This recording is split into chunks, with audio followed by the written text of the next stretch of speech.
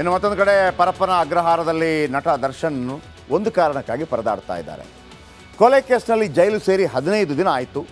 ಕೆಲವು ನಟ ನಟಿಯರು, ಪವಿತ್ರ ಗೌಡ ಆಪ್ತೆ, ಸಮತಾ, ಈಗ ಮೀನಮ್ಮ ಬಂದರು, ಆಮೇಲೆ ತಮ್ಮ ಬಂದರು, ಆಮೇಲೆ ವಿನೋದ್ ಪ್ರಭಾಕರ್ ಬಂದರು. ಇವತ್ತು ಮಿಲನ ಡೈರೆಕ್ಟ್ರು ಪೊಲೀಸ್ ಎನ್ಕ್ವೈರಿಗೆ ಬಂದಿರುವಂಥದ್ದು. ಕೆಲವರೆಲ್ಲ ಬಂದು ಹೋದರು. ಆದರೆ ಯಾವೊಬ್ಬ ರಾಜಕಾರಣಿ ಕೂಡ ದರ್ಶನ್ ಭೇಟಿಗೆ ಇಲ್ಲಿ ತನಕ ಬಂದಿಲ್ಲ. ಭಯ ಇದೆ ಅವರಿಗೆ.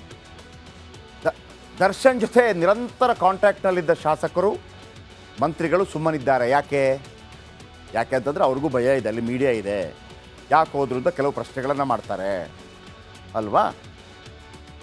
ಪ್ರಶ್ನೆಗಳನ್ನು ಮಾಡ್ತಾರೆ. ಯಾಕೆ ಹೋದ್ರು, ಮತ್ತೊಂದು ಮಗದೊಂದು ಎಲ್ಲ ಶುರುವಾಗುತ್ತೆ. ಆ ದುಡ್ಡು ಲಿಂಕ್ ಎಲ್ಲ ಚುನಾವಣೆಯಲ್ಲಿ. ಆದರೆ ಚುನಾವಣೆಯಲ್ಲಿ ದರ್ಶನ್ ಅವರನ್ನು ಕರೆಸಿ ಸಾಕಷ್ಟು ಪ್ರಚಾರ ಮಾಡಿಸಿ ಮತ ಪಡೆದವರು ಕೂಡ ಸುಮ್ಮನಿದ್ದಾರೆ. ಒಂದು ವೇಳೆ ದರ್ಶನ್ ಭೇಟಿಯಾದರೆ ಎಲ್ಲಿ ತಮ್ಮ ತಲೆಗೆ ಬರುತ್ತೋ ಅನ್ನೋ ಭಯ ಈ ನಾಯಕರಿಗೆ ಕಾಡ್ತಾ ಇದೆ. ಹಾಗಾಗಿ ಬರ್ತಾ ಇಲ್ಲ. ಎಲ್ರಿಗೂ ಮನಸ್ಸಿದೆ ಹೋಗಲಿಕ್ಕೆ. ಯಾರ್ಯಾರಿಗೆಲ್ಲ ಸಹಾಯ ಮಾಡಿದ್ದಾರೆ ದರ್ಶನ್, ಬನ್ನಿ ಹೇಳ್ತೀನಿ. ದರ್ಶನ್ ಯಾರ್ಯಾರ ಪರ ಪ್ರಚಾರ ಮಾಡಿದ್ದಾರೆ ಅವರೆಲ್ಲ ಬಹುತೇಕ ಗೆದ್ದಿದ್ದಾರೆ. ಸುಮಲತಾ ಅಂಬರೀಷ್ 2019 ಚುನಾವಣೆಯಲ್ಲಿ ಸುಮಲತಾ ಅಂಬರೀಷ್ ಪರ ಇವರು ಮತ್ತು ಯಶ್ ಪ್ರಚಾರ ಮಾಡಿದರು. ಭರ್ಜರಿ ಬಹುಮತ, 1,25,876 ಮತಗಳ ಅಂತರದಿಂದ ಸುಮಲತಾ ಗೆದ್ದಿದ್ರು. ಆದರೆ ಸುಮಲತಾ ಒಂದು ಪತ್ರ ಬರೆದು ಸುಮ್ಮನಾಗಿದ್ದಾರೆ, ಭೇಟಿಗೆ ಹೋಗಲಿಲ್ಲ. ನೆಕ್ಸ್ಟ್ ಸಿದ್ದರಾಮಯ್ಯನವರ ಚಾಮುಂಡೇಶ್ವರಿ ಅವರ ಮೊದಲ ಕ್ಷೇತ್ರ. ಬಟ್ ಇಲ್ಲಿ ಈ ಬಾರಿ ವರುಣಾದಲ್ಲಿ ಪ್ರಚಾರಕ್ಕೆ ಬಂದಿದ್ದರು ಸಿದ್ದರಾಮಯ್ಯ. ಆದರೆ ಸಿದ್ದರಾಮಯ್ಯ ಈ ಕೇಸಲ್ಲಿ ನಾನು ಯಾವುದೇ ಕಾರಣಕ್ಕೂ ತಲೆ ಹಾಕೋದಿಲ್ಲ ಅಂತ ಹೇಳಿದ್ದಾರೆ. ಜಮೀರ್ ಅಹ್ಮದ್ ಖಾನ್ ಎಲ್ಲೆಲ್ಲಿ ಹೇಳಿದ್ದಾರೆ ಅಲ್ಲೆಲ್ಲ ಬಂದಿದ್ದಾರೆ. ಇನ್ನು ಡಿ ಕೆ ಸುರೇಶ್ ಅವರ ಪ್ರಚಾರಕ್ಕೂ ಕೂಡ ಬಂದಿದ್ದಾರೆ. ಡಿ ಕೆ ಸುರೇಶ್ ಪ್ರಚಾರಕ್ಕೆ ಬರೋದು ಮಾತ್ರವಲ್ಲ, ಚನ್ನಪಟ್ಟಣದಲ್ಲಿ ಅವರನ್ನು ಅಭ್ಯರ್ಥಿ ಮಾಡ್ತೇನೆ ಅಂತ ಕೂಡ ಹೇಳಿದ್ರಂತೆ. ಇನ್ನು ಬೆಂಗಳೂರು ಸೆಂಟ್ರಲಿಂದ PC ಮೋಹನ್ BJP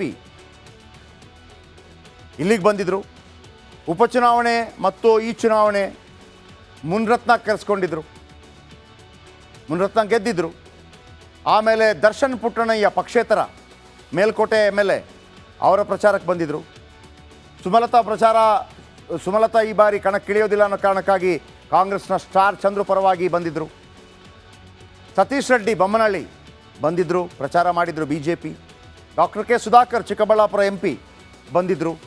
BJPಗೂ ಬಂದಿದ್ದರು, ಕಾಂಗ್ರೆಸ್ಗೆ ಬಂದಿದ್ದರು. ಕೆಲವರೆಲ್ಲ ತೆರೆಮರೆಯ ಪ್ರಯತ್ನಗಳನ್ನು ಮಾಡಿದರು.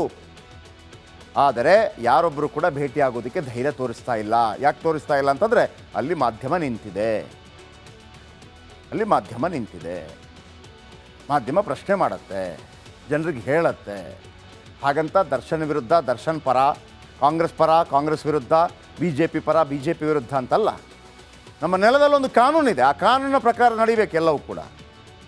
ಅದು ಅಬಾಲವೃದ್ಧರಾದಿಯಾಗಿ ಪ್ರತಿಯೊಬ್ಬರಿಗೂ ಒಂದೇ ಕಾನೂನು ಇರಬೇಕು. ಅದನ್ನು ಪಾಲಿಸ್ತಾ ಇದ್ದೀವಿ ಅಷ್ಟೇ.